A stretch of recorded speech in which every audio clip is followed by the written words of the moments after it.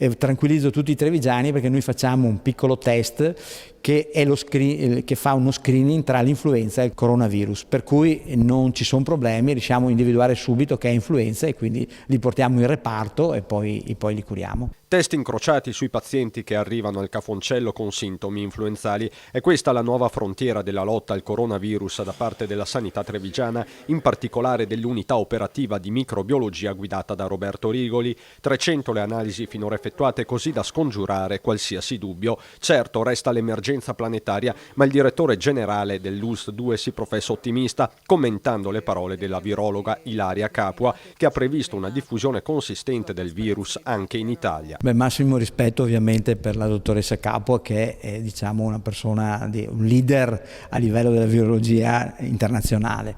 Ma guardi, se le condizioni sono come quelle che abbiamo oggi, quindi che c'è un cordone efficace sanitario per quanto riguarda la Cina e in particolare la provincia e Wuhan, io credo che effettivamente con aprile noi dovremo essere liberi come si suol dire, da malattia. Resta l'influenza stagionale che sta registrando il suo picco, con i pronto soccorso della Marca presi d'assalto, aumentate le vaccinazioni, ma non è stato raggiunto l'obiettivo di copertura delle fasce più a rischio, over 65 in primis. Io ho sempre detto vaccinatevi, anche quest'anno abbiamo aumentato di 2-3 punti, ma non siamo riusciti ad arrivare al 75%, che è quello che dà la garanzia di avere meno.